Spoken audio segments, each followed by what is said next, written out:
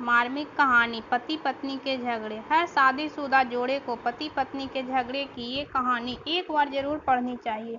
इस मार्मिक कहानी को पढ़कर हो सकता है आप अपने जीवन साथी की कीमत समझ जाओ और आपके बीच होने वाले झगड़े कम हो जाएं।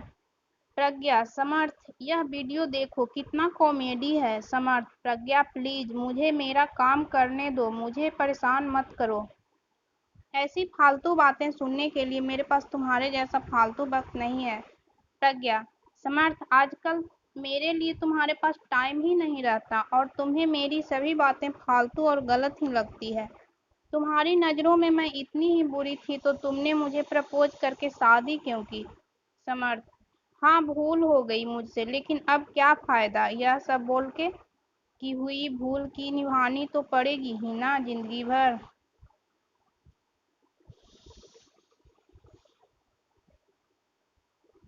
समर्थ के ऐसे शब्द सुनकर प्रज्ञा की आंखों में आंसू आ गए।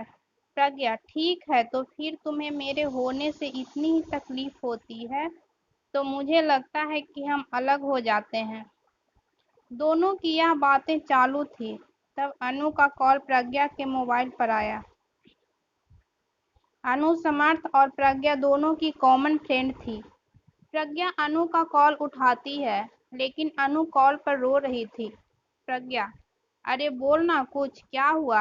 आंटी की तबीयत अच्छी नहीं है क्या? अनु, माँ की तबीयत अच्छी है प्रज्ञा। ऐसा बोलकर अनु फिर से फूट फूट कर रोने लगी। प्रज्ञा, अनु तुम पहले रोना बंद करो और मुझे ठीक से बताओ आखिर क्या बात है? मुझे अभी डर लग रहा है। अनु जल्दी बताओ क्या हुआ? अनु, प्रज्ञा, प्रज्ञा, राहुल। प्रज्ञा, क्या हुआ राहुल को? अनु, प्रज्ञा कल रात को कश्मीर में आतंकियों के साथ गोलीबारी में राहुल को 4 गोली लगने से राहुल शहीद हो गए। अभी अभी फोन आया, उसकी बॉडी विमान से ला रहे हैं। यह सुनकर प्रज्ञा की पैरों तले जमीन खिसक गई।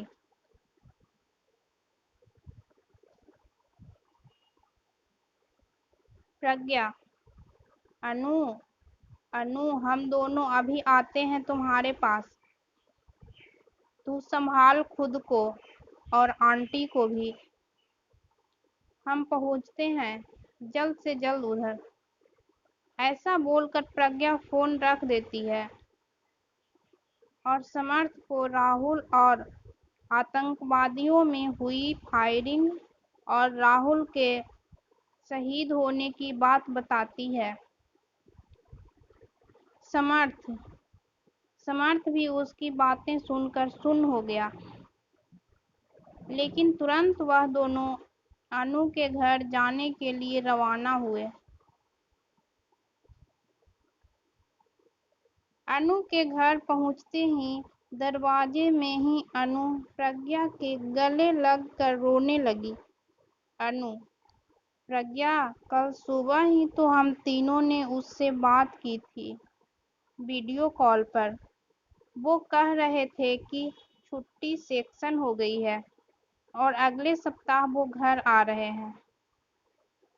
यह बातें बोलकर वह कितने खुश थे और रात को अचानक ऐसे हो गया। प्रज्ञा, संभाल खुद को, तुम्हें तकलीफ होगी, प्लीज संभाल खुद को। तू अपनी हिम्मत खो देगी तो आंटी को कौन संभालेगा? अनु, अब मैं क्या करूं खुद को संभाल कर? मेरे जीने की वजह ही मुझसे दूर चली गई। अब किसके लिए मैं जीऊं?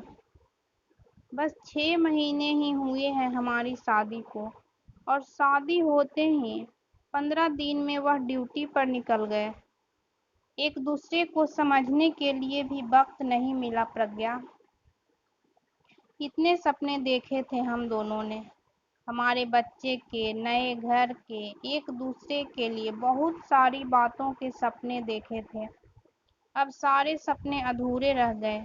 हमें वक्त नहीं मिला प्रज्ञा, वक्त ही नहीं मिला। थोड़ी देर में राहुल की बॉडी तिरंगे में लपेट कर घर पर आई। शासकीय इंतजाम में राहुल का अंतिम संस्कार हुआ। सभी विधि खत्म होने पर समर्थ और प्रज्ञा अपने घर वापस देर रात तक पहुंचे। प्रज्ञा, समर्थ तुम खाना खाने वाले हो क्या? मुझे तो भूख नहीं है। समर्थ, नहीं, चाय बनाओ, बहुत सिर दर्द हो रहा है। कुछ समझ में नहीं आ रहा।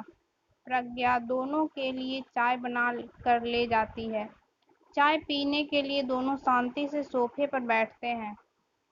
समर्थ, सॉरी प्रज्ञा, मैं सुबह तुम पर बहुत चिल्लाया। अरे क्या करें, वर्क फ्रॉम होम होकर भी इतना प्रेशर होता है और इस वक्त से मैं इतना चिड़चिड़ा हो जाता हूँ कि उसका गुस्सा तुम पर निकलता है। आई एम सो सॉरी प्रज्ञा। प्रज्ञा, समर्थ तुम सॉरी मत बोलो, मैं भी गलत थी।